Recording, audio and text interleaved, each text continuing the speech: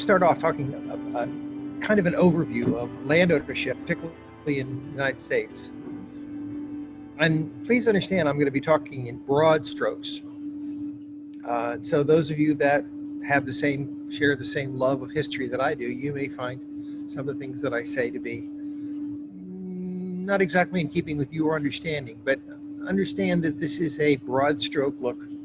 And remember too, that we'll be speaking in generalizations, and all generalizations are false, including this one. So to begin, in 2010, there was a terrific earthquake in Haiti. It did enormous damage. It's 10 years later, and the earthquake damage still hasn't been cleaned up, and there's a reason for that. The reason is land ownership. In order to fix the property, to clean up the destroyed buildings, you have to have some understanding of who owns the land on which the rubble and the debris is found. And in Haiti, particularly in the rural areas, most of the occupants of land are squatters. They don't have title to the land at all. And in the cities like Port-au-Prince, the damage is so great that survey markers are destroyed. And because there is no uniform system of land ownership in Haiti, the destruction of the survey monuments, the borders, the boundaries of property ownership is just lost. And so what can you do about that? How can you fix private property or even public property if you don't know where the boundaries are? This is a tremendous problem for the Haitians, and one I don't have a solution to. One of the things they could do is to confiscate all the land and then redistribute it. And if you ever want to start a civil war or a revolution, take everybody's land away. That's for sure going to do that. So the Haitians are stuck with a very difficult problem and not an easy way to solve it. The most significant and decisive event in human history is when early man transitioned from a wandering herd of hunters and gatherers to a sedentary life as an agriculturist, a farmer. That transition, which was a slow evolutionary process, the benefit of agriculture is that farmers create surpluses, whereas a hunter-gatherer doesn't have the ability to have a surplus. And there's, interestingly enough, an argument that maybe the transfer from being hunter-gatherers to being farmers wasn't such a great idea. I mean, the hunter-gatherer only had to work 3-4 days a week. The women did all the real work. And other than a rather short lifespan and the inability to expand population-wise because of the lack of food, it was a pretty nice lifestyle. You moved on when you got tired of the place. You hunted for the food, you kept it until it rotted, and then you went out and looked for more. It wasn't a bad idea, except grow much of a population. Agriculture changed that. The men in various iterations have been on this planet for 2 million years, but the shift from hunter-gatherers to farmers only took place 10,000 years ago. For 1.8 million years, we were hunter-gatherers. 10,000 years ago, we found wild wheat in eastern Turkey and on the Tigris-Euphrates Valley, and over time, man learned to domesticate it and grow it. That occurred about the same time that Siberians, crafty Siberians, were crossing the Bering Strait, as agriculture has been in human history. But agriculture has significant drawbacks. First, land has to be worked for months, if not years. That meant possession of land had to be enforceable. The farmer had to be able to control and protect his property over a period of time, sufficient for him to plant, to tend, to harvest, and then, because surplus was, after all, the point of agriculture, to store this. Second of all, there were auxiliary needs: water for the crops, semi-permanent shelter for the farmer, his family, his animals, and storage so that the perishable crop could last through the winter. It required a fixed infrastructure that was at risk from predators and thieves and competitors. The concept of human hierarchy was created in response to the farmer's need for security and protection. It probably started the same way that organized crime began in cities. First, the new farmers tried to protect themselves collectively. working together to create deterrence from attack. When the attacks became too persistent or too strong, the farmers would hire a strong man or a group for protection and pay them a portion of their crops and goods for that protection. Over time, the strong man or group became institutionalized into an organized entity based on the collection of rents for protection. As you can imagine, this system benefited the strong at the expense of the weaker.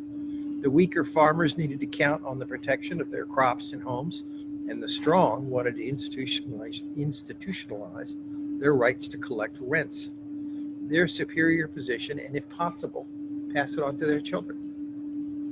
The amalgamation of strength migrated to false, self-created beliefs that breeding or ethnicity or family heritage qualified these strong leaders to create myths of their superiority in order to maintain and consolidate and pass on their position and the wealth collected from farm products they were receiving as rent.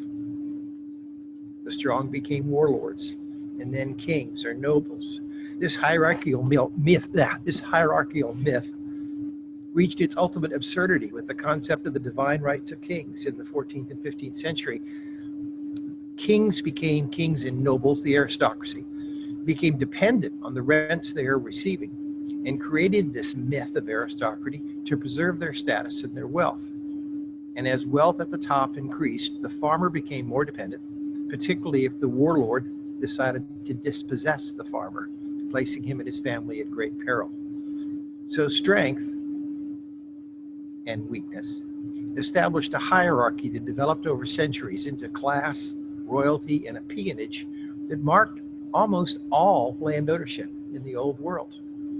People didn't own land, they rented it, and they had to give their rents to the strong to obtain the protection necessary for the farmer to continue to operate. And yet, the surplus capacity the agriculture provided allowed the flowering of art, music, merchants, craftsmen, and a steady increase in material well-being over centuries. It's been essential to our growth. England provided our best example of this hierarchical system in the centuries before and during the discovery and early exploration of the Americas. The king owned all the land. He parceled it out to his followers and lesser warlords to allow them to collect rents from the farmer tenants who worked the land. In addition to rents from crops grown and animals raised, the tenant would occasionally have to provide military service to the landlord. But the king and the nobles could dispossess both the landlord and the tenant if he chose to. And as the value of wool as clothing and a commodity increased in the 14th and 15th century, landlords learned that they could earn more from the raising of sheep than collecting of rents from farmers on the land. And thus began a great dispossession and eviction of tenant farmers in England, called the enclosure movement, named after enclosing the farms to put sheep in.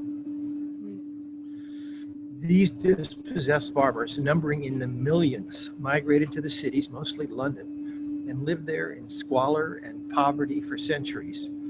Interestingly enough, this surplus population became the industrial workforce that allowed England to become the first major nation to industrialize in the industrialized nation. But for that workforce, they would not have industrialized as fast as they did.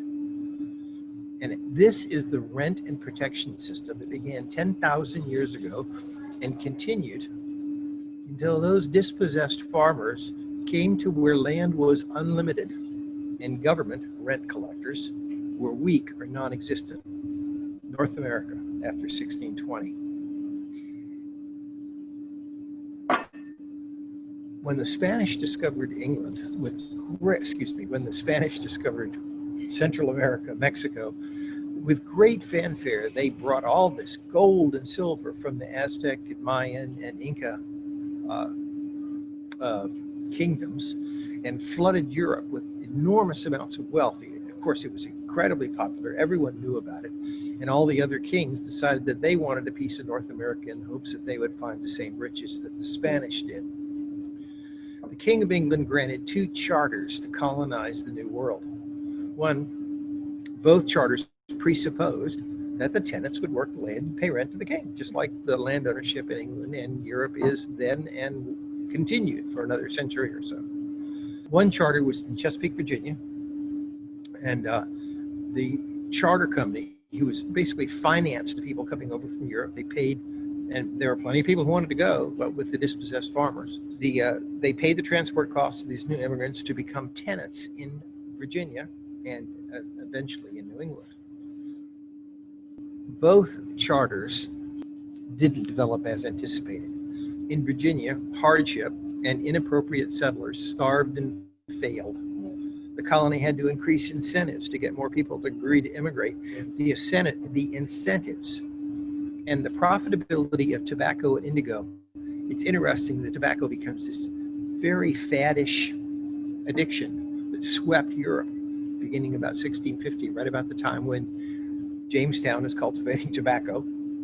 And everyone in England is either smoking tobacco or using snuff or chewing tobacco. And of course, its addictive properties make it a pretty profitable product. And so now the immigrants who came to Virginia find themselves with the ability to make a good living.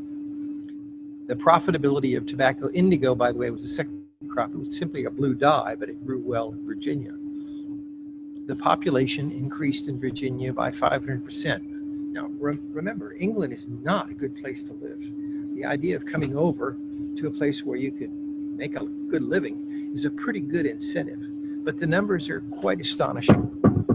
Population in North America increased by over 500,000, excuse me, I said that wrong, 500% to over 20,000 by 1650. That's only 40 years after Jamestown. So it went from 2,000 to 20,000 in 40 years.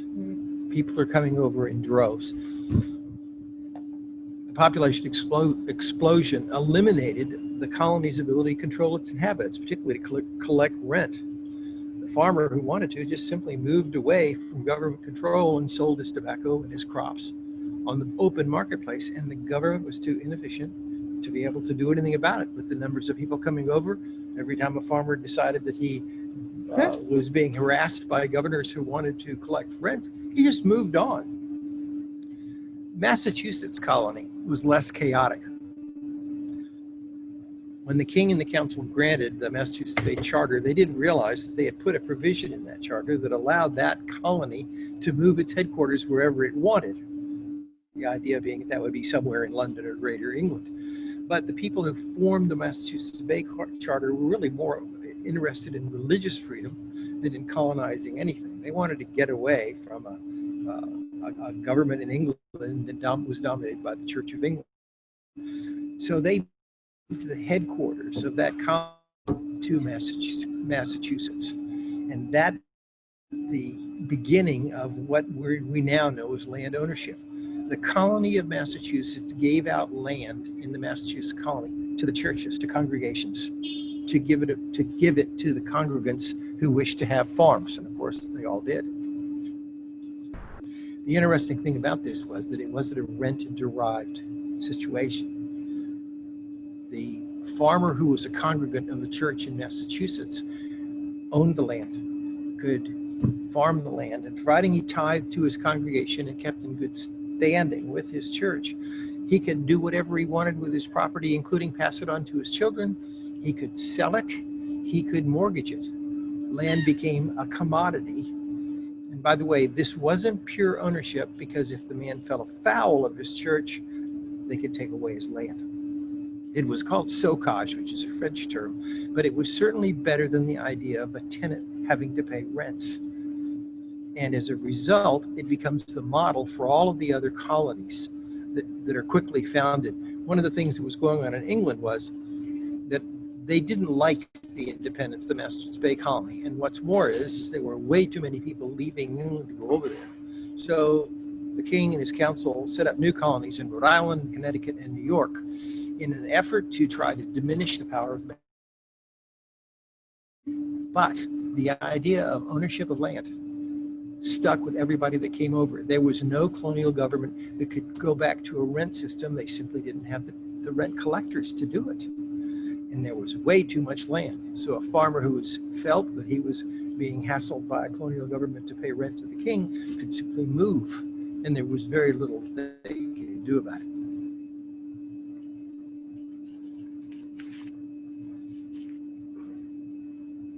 Eventually, though, that land had to be organized. While the primary administrative bodies were the colonial governments, churches also issued deeds, colonial governments issued deeds, colonial offices issued deeds, townships issued deeds, and often the farmers themselves would issue a deed to themselves, declaring their ownership of the land they worked. It was messy, it was disorganized, but the need to confirm ownership was absolutely essential. And over the period of years and many disagreements, legal occupancy was established. Not rent paying, occupancy based on use and function. They still hadn't come down to the ownership classification that we know now, but it was a way different than the tenants that lived over in England. And meanwhile, in England, there's a civil war going on. They beheaded a king 100 years before the French king got beheaded. The Civil War lasts 40 years, and during this disruption, people are coming over to the New World in huge numbers. We'll get to that in a minute. But there were problems, boundary disputes, inaccurate property descriptions, competing deeds, abandoned leads, courts that favored waters, and the competing calls of newer free land to the west. The courts and the colonial government spent most of their time trying to resolve land disputes. Boundary disputes were the most common. Markers to define boundaries were often based on existing landmarks like trees or creeks or rock formations that could and did change over time. I was involved in a case in North Carolina that derived from a deed that had been issued in the 1850s, and the corner of 3 pieces of property was defined by an elm tree and a creek. And the elm tree had died in the elm tree bite of the 1960s and 70s, and the tree was gone, and the creek, who knows where it was in the 1850s. We solved it simply by getting together and organizing where to put the boundaries and issued new deeds. But the fact of the matter was that it indicates the problem of having boundary disputes based on geographical locations that are not fixed. Click. Nope. Go back. That one. This one? That one. Nope. That one. All right, now try this one. Okay, thanks. This is one of the ships that came to Jamestown in 16, and on that ship came 20 passengers with a crew of 10, 38 feet long. It took it 60 days to get from England to Virginia. 60 days crossing an unknown ocean with 80 of your best friends on board with you in a 38-foot boat. Something that perhaps today would be something very difficult for people to do. The Mayflower was 110 feet long. It carried 105 passengers with a crew of 20. Between 1620, when the Mayflower came to Plymouth, and 1700, that's 80 years, the population in English America went from 2,300 to 250,000. And that doubled in 25 years. This is an enormous number of people were coming. For the population to increase from 2,000 to 500,000, which is exactly what happened in the 100 years after the Massachusetts Bay Colony was founded, boats the size of the Mayflower had to be leaving England at least once a day. Over 500 ships a year. In order to have that kind of population growth, clearly there was birth rate, but in the first 50 to 100 years of our growth, it was mostly men coming over. Mm-hmm. Women came later. But initially, in order to meet this from 2,300 to 250,000 to 500,000 in 100 years, it means that ships of the Mayflower size, which incidentally was kind of the standard merchant ship of that time, 100 feet long. The reason why they weren't building larger ships than that is most of the ships had to go up a river. So it couldn't be too big. It isn't even, warships aren't even going to be built much bigger than that until the end of the next century. 500 ships a year coming from England to America, carrying 100 people each. That's a lot of shipping. What's more is it had to leave in the spring In order to get over here, it's a 60-day trip, and then get back before the winter storms. So most of these people in large numbers were landing in America in May and June and July, and then heading west. One of the other interesting aspects of this is that the cities along the coast, Savannah, Charleston, Pennsylvania, Hampton Roads, Philadelphia, Rhode Island, New York, especially in Boston, these seaports were created during this time. There was a lot of there was money to be made dealing with the ships that were coming over with all these people on board. They needed to be supplied. They needed to have guides to lead them to the more fertile country to the west, and the ships almost always needed repairs, cordage, sails, whatever is necessary. So our shipbuilding industry starts right at the beginning. Along with the farmers coming over, we're getting a shipbuilding industry along our coast. England claimed the coastal colonies along the Atlantic seaboard, which is, we know, the 13 colonies.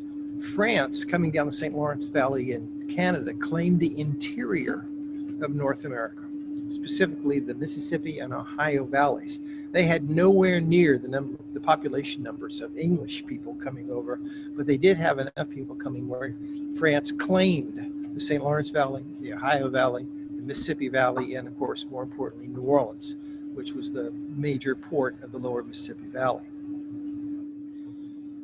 The competition between France and England, which is going to go on for another 100 years and had been going on for 100 years before, broke into war in 1756. We know it as, the Americans know it as the French and Indian War. The world knows it as the 7 Years' War. It went from 1756 to 1763, which is just barely 7 years. England won, claimed all of Canada and all of North America to the Mississippi. The Ohio Valley, the Mississippi Valley became English. The west side of the Mississippi River is still owned by the Spanish government, but the French are now kicked out of North America. English settlers had already begun populating the Ohio River Valley. George Washington and his brother Lawrence, in fact all of his brothers, invested heavily in buying land on the Ohio Valley to sell to the settlers that were coming over. But in 1763, right after the Treaty of Paris ends the war between France and England, the King and his council issued a royal proclamation that prohibited any settlers from coming into the Ohio Valley. And all of the land that George Washington and his brothers bought could not be sold, and their investment was lost. This had a number of very important consequences. George Washington had been an officer in the British colonial army during the war. He had distinguished himself. In fact, he was the best known American military figure in the 7 Years' War. And the British had promised him, particularly British General Braddock, had promised him a commission in the British Army, but Braddock was killed at the Pittsburgh Battle, where Washington saved the British Army and got it back to Virginia. When Washington went to Philadelphia to collect his commission, he was laughed at and told that no colonial soldier would ever get a commission in the British Army. Between cutting off his investment in the Ohio Valley and denying him a commission, that was probably the biggest and most fatal miscalculation the British ever made. But it wasn't the only one, because the Washington brothers were not the only people investing in the Ohio Valley. A large number of Virginia landowners were. The Madisons, the Monroes, the Jeffersons, all of these people had an interest in seeing the Ohio population, the Ohio Valley population, become a part of Virginia, which claimed it.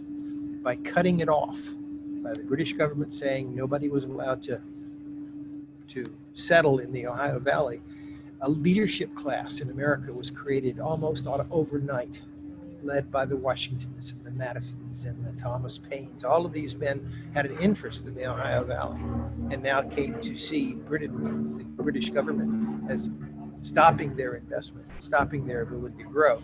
And oh, by the way, it didn't have anything to do with the population coming over. They were swarming into the Ohio Valley because there was no government to stop it. The Royal Proclamation on stopping the Ohio Valley was in 1763. 12 years later, the war between America and Great Britain begins. The Revolutionary War lasted 8 years, but the outcome was foreordained. As we know in the 21st century, an occupying army will always lose against the local insurgency. We saw it in Vietnam, we saw it in Afghanistan, we're seeing it in Iraq today. And the British lost the war. But one of the first lucky breaks this new country of America had was in the peace negotiations with Great Britain. Now, we had allies, the French and the Spanish allied with America during the war, and we partnered with France and Spain in the treaty negotiations in Paris to get us the peace treaty done with Great Britain. But France was hoping to be able to recover some of the land they had lost to the British in the 1763 war. The Spanish wanted to make sure that nobody interfered with their control of New Orleans and the lower Mississippi Valley. So they were not at all unhappy about stopping the American settlers from going into the Ohio Valley and leaving it as an Indian nation, which is what they proposed in the first negotiations. But our negotiators, Ben Franklin, John Jay, and John Adams, screwed our allies and dealt directly with the British, who were far more interested in keeping France weak than they were in helping the Americans that had just won the war. So the British negotiated to give the new American country all of the property to the Mississippi River, a huge amount of property that we otherwise would not have gotten because our allies, the French and the Spanish, didn't want us to have it. We dealt directly with the British gave us the land. And the Treaty of Paris solidified that. This is what the North America looks like now. You can see the Spanish is in gray, but the mustard colored area is called the Northwest Territory. And that was the area that it was bounded by the Ohio Valley to the south and the Mississippi Valley to the west. And this is where the settlers were pouring in. Thomas Jefferson was the midwife to America's wealth. He wrote the Northwest Ordinance of 1787, later affirmed when the new Constitution was passed in 1789. What he did is set up a government for this Northwest Territory. The Northwest Territory we now know as Ohio, Indiana, Illinois, Michigan, and Wisconsin. Pretty significant parts of America. But Jefferson wrote a far-reaching, brilliant ordinance to control the growth there. The first thing he did is he had outlawed slavery. Now, he wasn't so much as trying to stop slavery as much as he was trying to stop competition with the farmers who he wished to encourage to settle in the Ohio Valley. He wanted them to be free of slave labor so that they would have the greater chance to succeed on their own. That turned out to be pretty important as the country headed towards the Civil War 60 years later. He authorized new states. That Virginia's claim to the Ohio Valley was given up, and the new states were formed as soon as enough of a population was created. He declared all of the waterways, specifically the Mississippi and the Ohio, but all of the rivers and tributaries that flowed into those two river valleys to be open highways, common highways. No one could dam them, no one could block them, and no one could keep you from using them. So this huge area, this rich area now had an automatically ready-to-go transportation system that was, of course, going to make sure that the farmers could get their crops to market. But more than anything else, he declared that the land that the farmer could buy from the new United States government would be owned in fee simple ownership. Fee simple is the way we own property today. Land in law school, they teach you, is a bundle of sticks. You have air rights, you have mineral rights, you have the right to plow, you have the right to mortgage your land. It's a whole lot of rights. All of the rights bundled together is called fee simple ownership. And because of Thomas Jefferson, that's how we own our land in America today. He declared that all people who own land in America would own it in totality. There would be no rent to be paid to the king. Taxes maybe to the local government, but no rent to the king. He called for a survey of the territory based on a grid system that he devised. There it is. The grid system is based on a 6-mile square into 6 miles, they called them townships, with sections of 640 acres each. A section was 640, a quarter section, which became kind of the unit of farms in America, was 160 acres. He also set aside one section, it's number 36 on the grid there. It was designed for public education to guarantee that all of this new property would have public education. Now, mind you, that's not where the schools would go. It's 640 acres. It was designed to be sold to pay for the creation of the schools in the township area. This grid now covers the entire United States of America. For instance, in the Florida Keys, well, wait a minute, I'll do something else here. Click, yes, okay.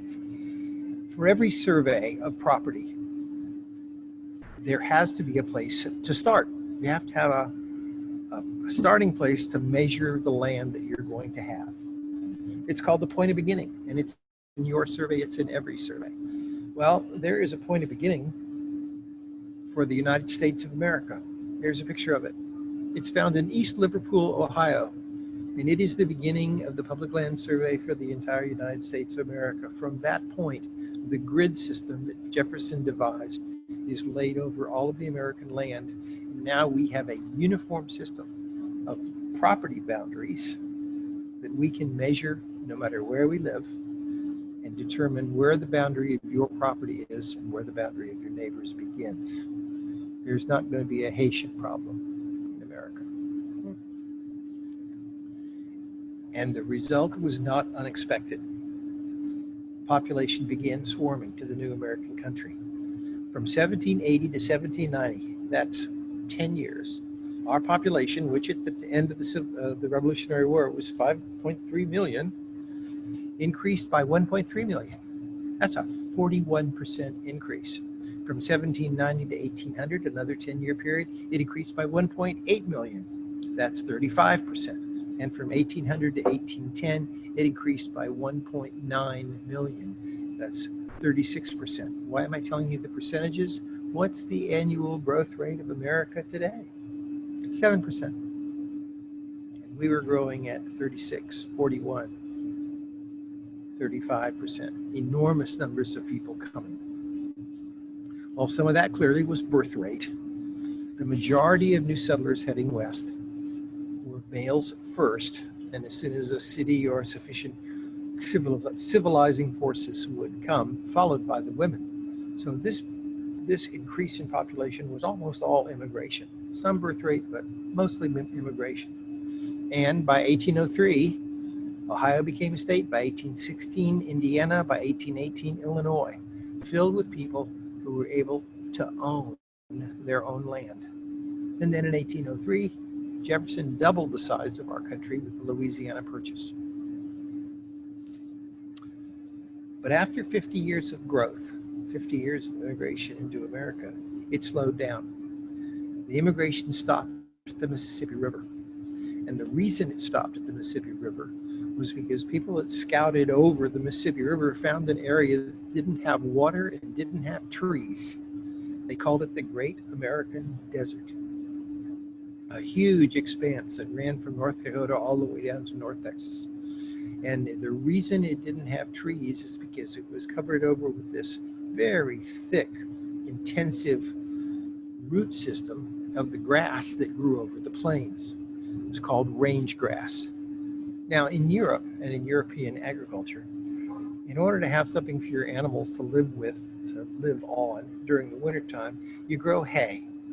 But you have to cut it when the first cold comes, because if you don't cut it, the nutrient value of the hay goes back into the earth and you lose it. So you have to cut it when it flowers, when it's ripe, just like any other plant. But the range grass that was covering the plains and stifling the tree growth, it would grow in the spring. And then as the fall came, it would turn into a root structure for the following year's growth. And it maintained its nutrient value. Now, how did they find out about this? Well, it wasn't hard.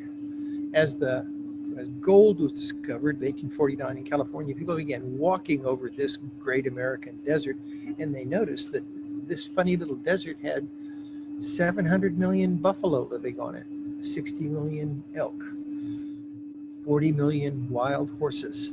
How come they were living there? And in the wintertime, they noticed that the buffalo would walk in a circle, putting their children in the middle of the circle. These circles would be miles wide. They'd walk in a circle until they beat the snow down to get down to the grass that they could eat and live on. The range grass had stopped the trees, but it had built up this enormous ability of animals to live on the plains. It was so thick that you had to cut it with an axe.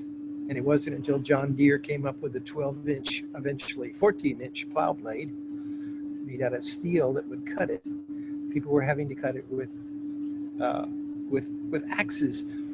Now there were no trees, so you could take this range grass and cut it into squares and make a home out of it.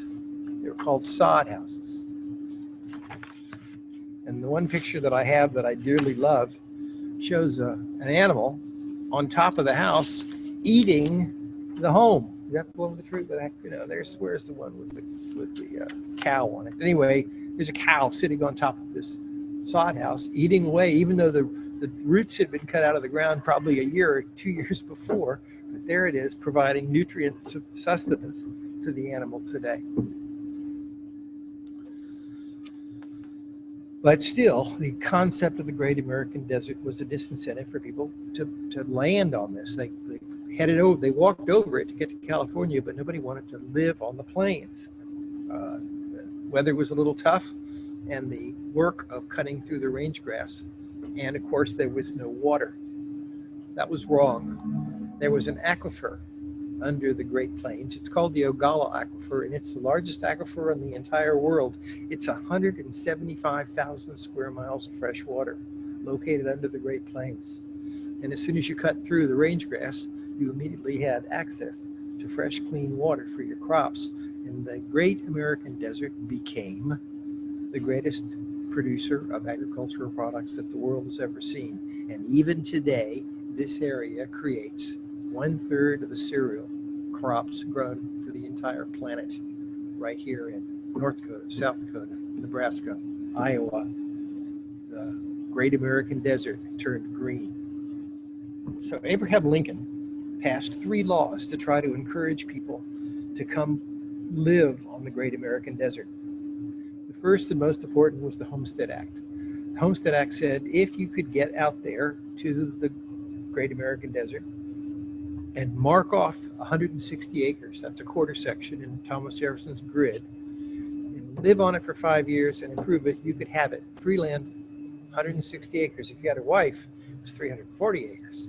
That's not 320 acres. Huge amounts of acreage given away. The second thing he did is, keeping up with Jefferson's idea of creating education, is he established land grant colleges that some of the property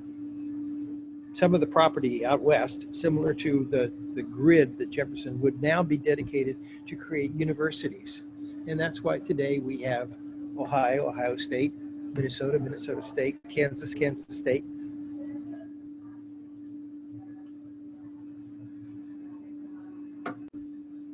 Go for it. Okay.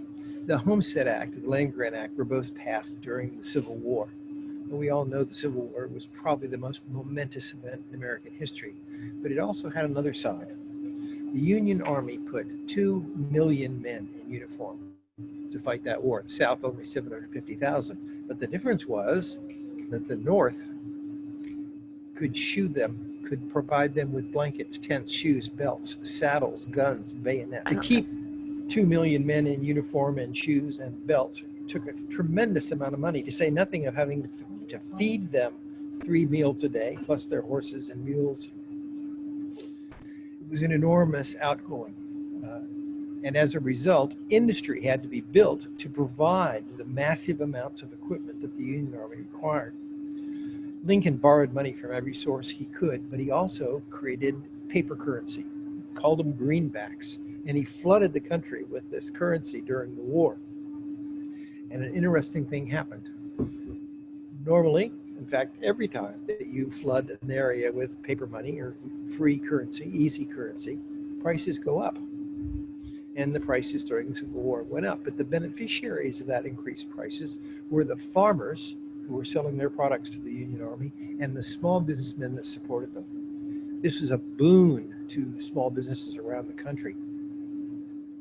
After the war, we went back to the gold standard. The banking industries along the eastern seaboard insisted that we get rid of the greenbacks, and we went back to a limited money supply based on the amount of gold and silver, mostly gold, that the country had. As a result, the supply of money becomes the political issue for the Democratic Party and the Farmers Party for the rest of the century, the rest of the 19th century. It becomes the big issue. In fact, William Jennings Bryan's famous Cross of Gold speech when he ran for president in 1896 was all about just increasing the money supply. Now we know, thanks to John Maynard Keynes, and in the 1960s and 70s, the monetary theory of Milton Friedman, that it's essential for a modern economy to have a sufficient supply of actual money, currency, to be able to keep the wheels of commerce turning. We didn't understand that until the 20th century, but the farmers knew it. And they knew it because they had a chance with greenbacks to have an adequate supply of money, and then when it was taken away, they suffered as a result. But the Homestead Act worked in a huge way. There was a recession after the Civil War when the government contracts stopped, but about 5 years later, the economy came back on its feet, and the huge industries created by the government spending during the war created an export business of wheat, beef, corn, all kinds of agricultural products created by our motivated settlers. The problem was that there wasn't much we needed from Europe. So our ships, our shipping industry was going to Europe full of American goods, primarily American agricultural goods, but still going to Europe full of our goods and coming back empty, but there wasn't much we needed to import from Europe. And our shipping industry was sending its ships to Europe full, but they were coming back empty. The shipping companies began offering cheap fares to come to America, advertising the free land that Lincoln's Homestead Act offered. Free land and free people. It was quite a magnet.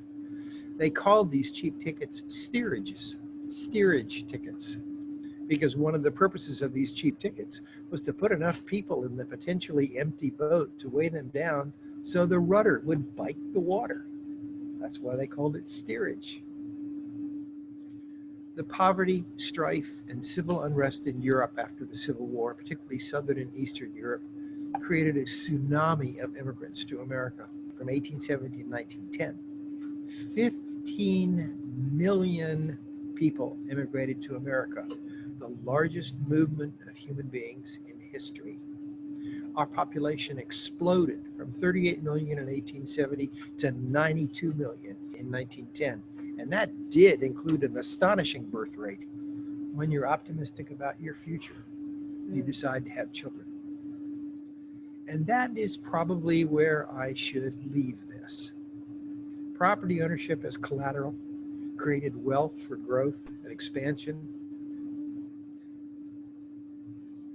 Population growth created the largest single market in the world in North America. And interestingly enough, it all spoke English.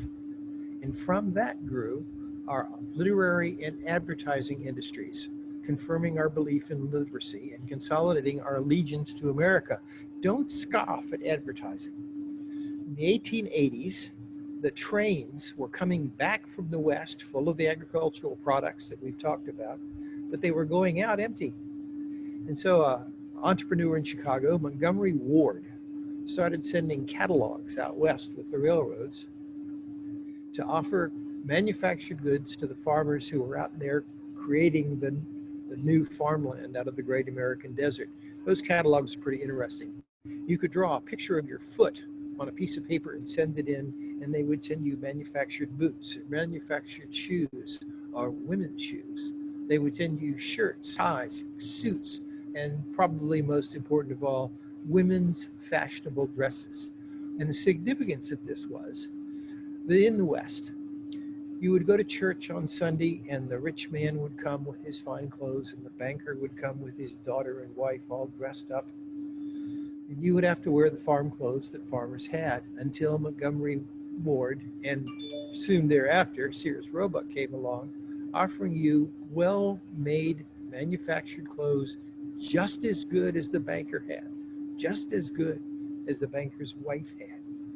And this democratizing effect of having people dress the same and look the same was an essential part of consolidating our belief and our allegiance to being America. The confidence in being American is under assault today. No matter what your politics, you can't be too happy with the way our country is operating today. But we are a self-governing people, and we can make this country as we wish it to be, just as our settlers and immigrants before us did. Our forebears did, and if you don't like what's going on, you can change what's going on now by exercising your citizenship. And I have some proposals to exercise that very important right of citizenship that we all own. Our right to self-determine the type of government that we want. 1, get informed. Listen to more than one news source. 2, read. See what smart and observant people are saying. 3, talk to your fellow citizens, even if you don't agree, especially if you don't agree. Volunteer to make your community and state and country better. And for God's sake, your sake, and especially your country's sake, vote for people who will make it better, who will make this country the way you wish it to be made. Thank you.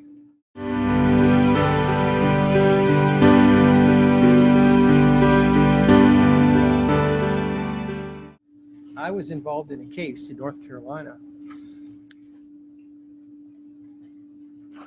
Sorry. It's all right.